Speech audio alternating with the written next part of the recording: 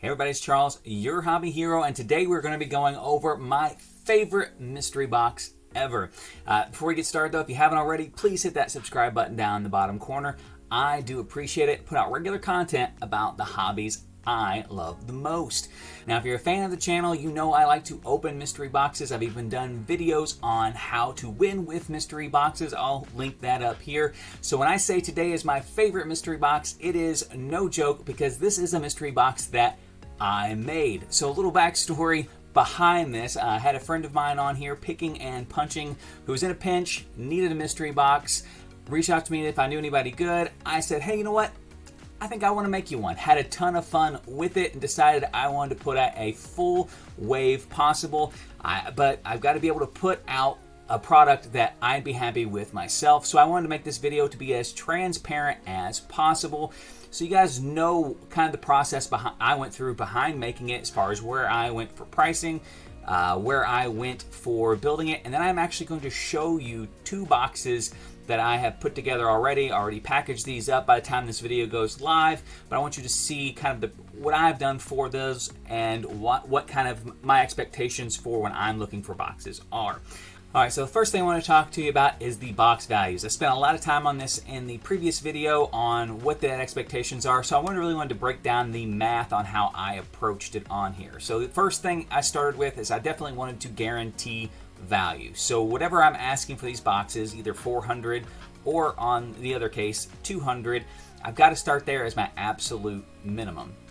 From there, you have to think about fees that you'd risk if you sold it somewhere else. So for me, it's going to be eBay fees, or even on Facebook where they really don't have those eBay fees, there's still the PayPal fees, and I usually adjust the price on them to accommodate those eBay fees because that's really what the buyers are going to expect purchasing on those platforms. So in that case, I'm adding an additional 15% in value to it because that's what I would expect to lose if I sold it on another platform versus selling directly to the individual. Now, these are also bulks of books. You know, this is not a one book transaction, and on a lot of books, I usually would accommodate for at least a 10% adjustment. So when I'm doing the math on these particular books, I have my base. So in the case of the big box, you have a $400 base.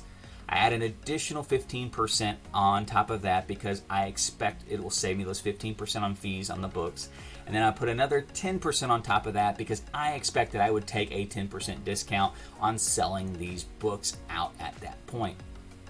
So then we take into the effect that after I have that total, I'll subtract what my cost of shipping would be. Now you can just add shipping onto the backside if you would rather. For me, I just subtract the shipping cost out of the overall value of the box. And then from there, if you're doing a grand prize, I will divide the additional value of that grand prize amongst the remaining boxes. So in this particular case, I do have a grand prize for the $400 box. If you weren't already aware, the grand prize for the $400 box is this CBCS 7.5 copy of X-Men #1, first appearance of the Phoenix. So I take the value that box is going to be over the regular box value, and I divide that difference out of the boxes, and I subtract each of that from those boxes. So you have to be careful with that. If you have too big of a grand prize, it can make a lot of the other boxes feel like not winners. So you really have to balance the value of the book with the number of the boxes that you're planning to sell, and make sure that everybody who gets a box is still going to feel like what they got. Now on the $200 boxes, I did not have a grand prize with it. You can still do that. The smaller the box you go though, just due to the math that's on there, the smaller that you'll be able to pull away for that bigger grand prize to make it really stick out, or you really have to have a lot more boxes in that run. So with my box, the $200 box only being a run of 5, I decided not to do a grand prize and just keep all of the max value on there. So what do these boxes look like? So it's really easy to put a bunch of boxes together, and I have seen videos of individuals who put boxes that may have value technically in them, but are they really books that you want, or are they books you're just going to have to turn around and try to sell to somebody else immediately just to recoup the enjoyment of going out and getting another mystery box? And I really wanted my mystery boxes to be something that are going to be books that go into people's collections. They're going to be books that people hold on for either speculation or just cool looking books that people would want to display. So I'm going to kind of break down, like I said, just 2 of the boxes, 10 total boxes. that I have. I'm going to look at one box from my $400 lot and one box from my $200 lot, and just kind of go through them quickly so you have an idea of what you would be getting. If you want to see more examples, make sure you go check out my Instagram, which is linked up here. I'll have it linked in the comment section or the description section down below as well. You can see a lot more previews that I've listed on there. If there are still boxes available, I highly encourage you to get one. You may even get one of these two boxes that are displayed here. So first box up is going to be the $200 box. Just to kind of show you how it is packaged. I do the artwork on these. That's not something that always is going to be there when you do mystery boxes. I am just a nerd and I like doing it. This particular one has a Hulk face on it. It says start here, and then a hand-drawn version of my logo. Again, I do it because I like to, nothing else. I do have it taped up. This particular box has a slab with it. We'll go ahead and open it up so we can see what we've got to work with here. I'll go through this a little bit faster than I normally do on my channel, just because I'm going through two boxes. You've already listened to me talk for a couple minutes here as it is. So, got that here. They're all face down for your surprise reveals. I do have the nice little Hobby Hero stickers now. Those were a nice little bonus. And then I do have pricing and key information on the front of each of these books, so that you can reference that without having to do all the research yourself. They are based off of eBay recent solds. So I do not use the most recent sold, because if you just look at the most recent sold, it could be way higher than average, it could be way lower than average. I have a generally good idea of what the book is worth, so I try to look at recent solds just to kind of get an idea of where it's finishing at and picking kind of an average of those sales. I have seen in the past where people will pick a high sale and that's what they put on all their books. I try to avoid that, but at the same time, I don't want to put low sales on there too, because it's not accurate to what the book is valued at and shouldn't be what you expect from sellers either. But I'm going to shut up now. I'm just going to show you the book. I'm going to run through this one fairly quickly, and then we'll get into the $400 box as well. So first book up, this is Web of Spider-Man. This is the 30th anniversary cover. This book is still in the polybag and in near mint condition. Again, very important to have the conditions listed, which is listed here on the label as well, and I had that at $15. Next one up, okay, this is Batman Dark Knight Returns, I think. Awesome cover, honestly. Again, this has got a little mix of Marvel and DC, mostly Marvel. A few independents sprinkled in there. Again, near mint cover, $10. Next one up, we got Marvel Zombies Resurrection variant, the Enyaq Lee variant, number 1, $5 book there. We've got, okay, Geiger number 1. This is the 1 per store black and white variant, $40 in a near mint. Next one up, this is Bounty Hunters number 8. Yeah, this is the first mention of Fennec Shand, who's a very popular character if you're not aware from the Boba Fett series.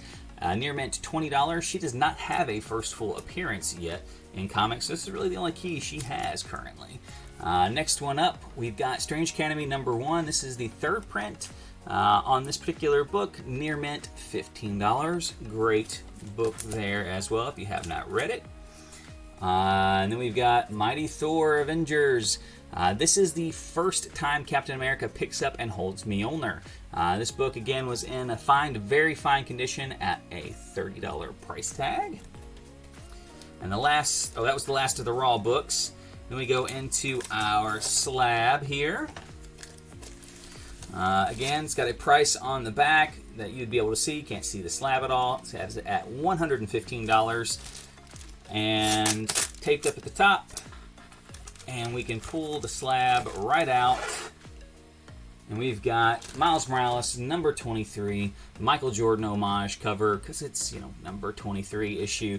The NGU is how he pronounces his last name, GU variant on this particular book. Just an awesome book, and that is in a 9.8. So that is what you can expect out of the box. If you hadn't kept a running count of the box value, I'll throw that up here real quick, just so you can kind of see where that stuff falls and get a good idea. Again, I'm making this video so it's fully transparent, but I also want people to kind of have an idea of what they're going to be getting, because sometimes mystery boxes aren't always good mysteries. I'll get this thing all taped back up, looking nice and neat, and then we'll run through one of our example $400 boxes.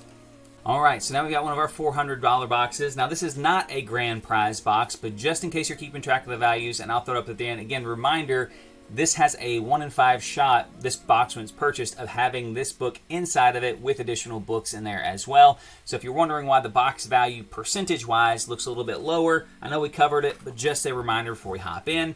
Again, got the instructions, start here. Art done by myself. Just having fun with this stuff on here. Again, don't always expect that, but I enjoy it and I like doing it. So, all right, first book up in this particular pile here, we've got, all right, we have the Mighty Thor cover appearance of Throg in a near mint minus, $25, recent sold. Next one up, we've got, okay, the Walmart variant. This is the first Fox Squadron, Tiger Division, first Tiger Division. I'm thinking of White Fox, who's in it. But first Tiger Division, Walmart exclusive, near mint, $15. Next one up, 2001 Space Odyssey. This is the first appearance of Machine Man. $40 price tag on this one. In his VG condition. I do think Machine Man actually has a lot of legs to it, with Marvel Zombies being greenlit. He was a pretty big player in the Marvel Zombies story, so that book could be heated up even further. Okay, we got another big one here. This is first appearance of Archangel, near mint, minus copy, $35. Okay, this is kind of a fun one too. Comics Greatest World. This is the first appearance of the Ghost, which is an independent character, but just a cool little pickup. Near mint condition, $15. Okay, this is an awesome cover here. Marvel Voices Legacy, the Koipel variant with Miles Morales on the front. $15 near mint book there. Next one up, we have Thrawn at number 6. This series, the whole series is picking up. This one in a near mint at $55. Has a first appearance of R. Alani Chiss, but just an awesome Thrawn cover there as well.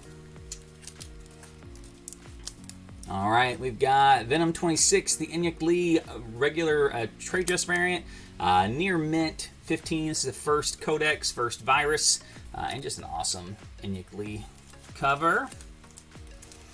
Next one up. Okay, we've got Berserk number 1. This is the 1 in 50 ratio for Brooks. I love this cover. It's probably my favorite one of the covers. I have a lot of the store incentive ones, which is like half colored, half sketch. Probably my favorite version of this cover, but this is the 1 in 50 in a near mint, $20. Next one up, we got another Walmart exclusive, Star Wars High Republic. Super high on this book. Got a near mint, $20 price tag, tons of first appearances, with a lot of rumors going around about a High Republic series coming to Disney+. Love that book, absolutely love it. I think that's a 9/8 right there of that particular issue.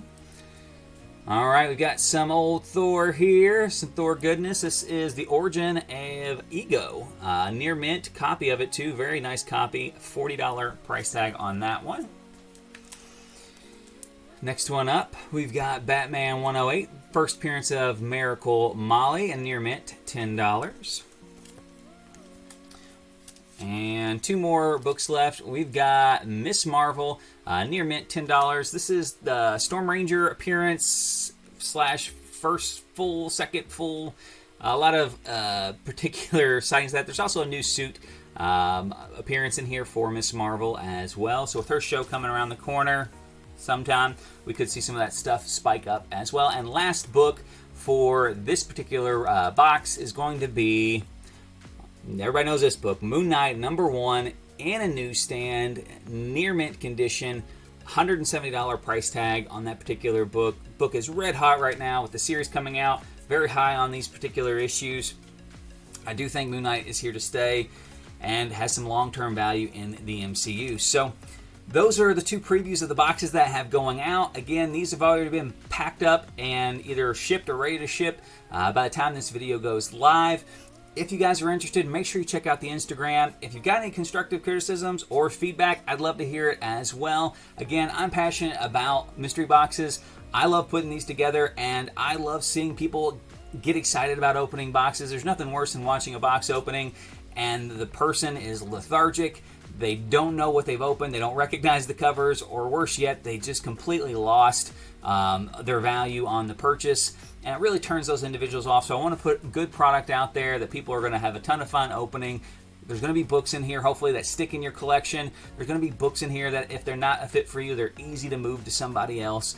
But ultimately, that is my goal, is to make people happy opening mystery boxes, because they make me happy when I open mystery boxes. So until next time, guys, Hobby Hero out.